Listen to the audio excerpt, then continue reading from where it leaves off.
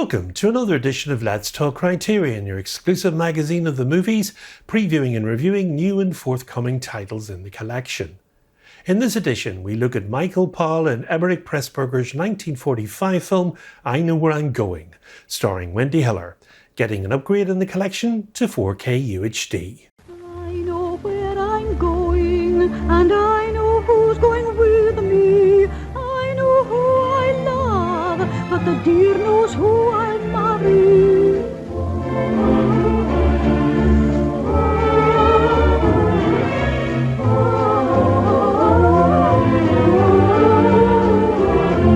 I have stockings of silk, shoes of fine green leather. Michael Powell and Emmerich Pressburger were two directors who combined forces on some of the greatest gems in British cinema.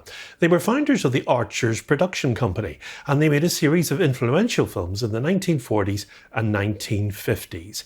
They made 24 films. They were mainly derived from original stories by Pressburger, with the script written by both Pressburger and Powell. Powell did most of the directing, while Pressburger did most of the work of the producer and also assisted with the editing, especially in the way the music was used in the film. Unusually, the pair shared a writer, director, producer credit for most of their work. The best known of this, of course, would be The Life and Death of Colonel Blimp, A Canterbury Tale, I Know Where I'm Going, A Matter of Life and Death, Black Narcissus, The Red Shoes, and The Tales of Hoffman. Now, I Know Where I'm Going starred British actress Wendy as Joan Webster. She is a 25-year-old upper-middle-class Englishwoman who has an ambitious, independent spirit and very much knows where she's going. She leaves her home in Manchester, travelling up to the Isle of Colloran in the Hebrides to marry industrialist Sir Robert Bellinger. He's one of the wealthiest men in England and nearly her own father's age. Now, this was the film that Powell and Pressburger produced while they were waiting to make A Matter of Life and Death. Now, the reason for this was they couldn't make that film at the time, and that was due to the fact that they needed Technicolor film stock, and that there was a shortage of this due to it all being used for Ministry of Information training films. Now, the story was originally called The Misty Island, with Pressburger wanting to make a film about a girl who wants to get to an island, but by the end of the film, decides not to. Powell had suggested an island on the Scotland west coast, and they spent several weeks researching locations before they settled on the Isle of Mull. The screenplay was penned by Pressburger in just 4 days, and they offered the starring role to Deborah Kerr, who later, of course, was to star in Black Narcissus. Now, James Mason was also around at the time. Kerr couldn't get out of her contract with MGM, so they chose Wendy. She was originally cast in the 3 roles Kerr ended up playing in The Life and Death of Colonel Blimp. Mason also pulled out, leaving the pair to cast Robert Livesey as Torquil MacNeil. The story doubles a cynical reminder to people that money and materialism are byproducts of our lives, and not the be-all and end-all. It's a bold notion indeed to put forward in cinema, where people are going to escape the drudgery of their lives. But when did Powell and Pressburger ever follow the rules? And that is what makes this film so unique and portentous for the time that it was made, and in fact a perennial classic in its appeal for future generations. Striking us from the onset is the amazing self-confidence of Joan, bordering more on arrogance by the way that she treats her father like an acquaintance and dropping the wedding bombshell on him with no notice and doesn't even invite him. 25 going on 40.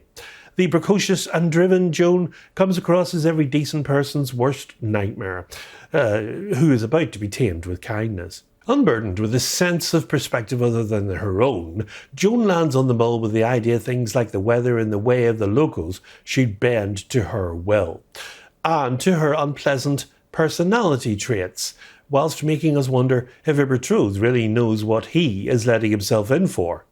Also likely to ask himself this question is Torquil, taking a bit of a shine to Joan on their first meeting.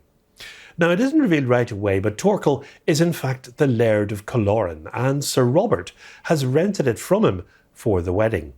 Torquil is on leave from the Navy and wants to return home for his break. So being stranded on the Mull isn't ideal for him either.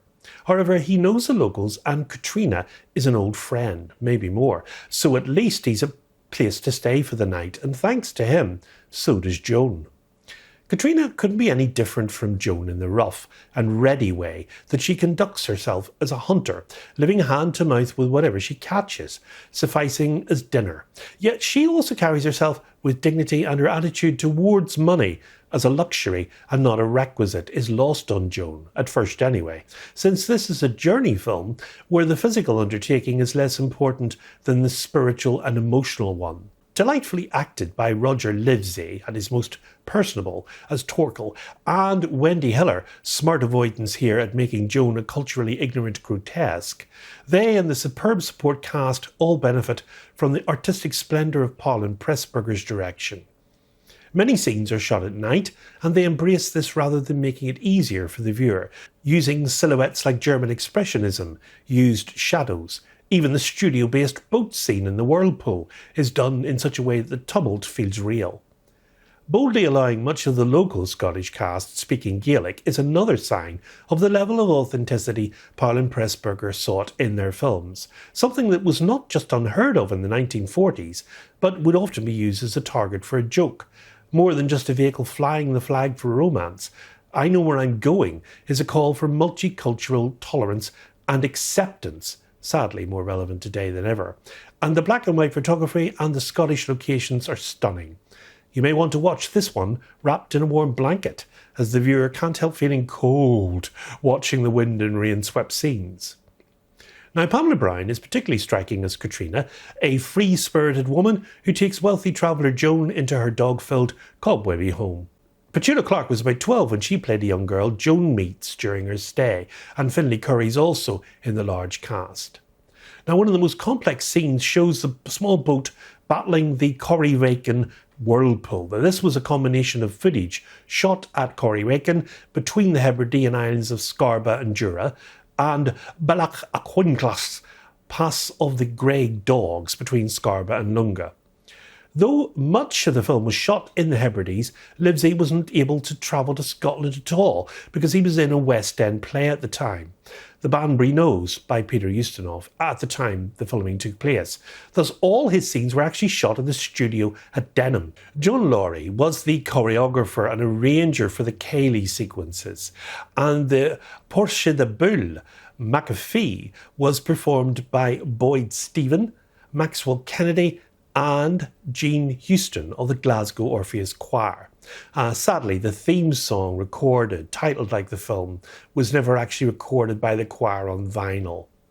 I would say that this is one of Powell Pressburger's most accomplished works, knowing, of course, that the brilliant masterpiece A Matter of Life and Death, again featuring Robert Livesey, was just around the corner, achieving that Technicolor dream that the pair couldn't attain due to the lack of film stock.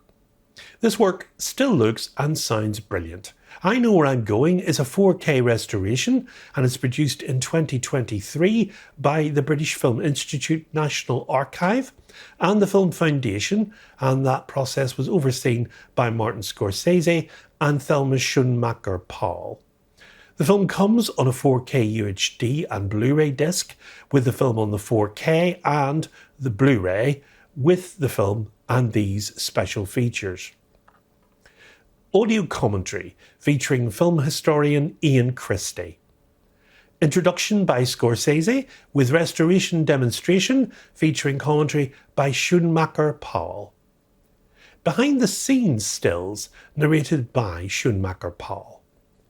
I Know Where I'm Going Revisited. That's a 1994 documentary by Mark Cousins. Photo essay by writer Nancy Franklin, exploring the locations used in the film. Home movies from one of director Michael Powell's Scottish expeditions, narrated by Schoonmaker Powell. And an essay by the critic Imogen Sarah Smith. And the cover art is designed by Thin Din. Shot in ethereal black and white that enhances the almost mystical air of its setting, a folkloric world where legends and curses still hold sway. This beloved romance is one of cinema's most stirring expressions of the eternal conflict between the head and the heart. I Know Where I'm Going has a running time of 92 minutes and it's in black and white in an aspect ratio of 1:37:1. It releases in the collection in the US and the UK with existing spine 97. The film was previously issued on DVD and that format is also still available for this title.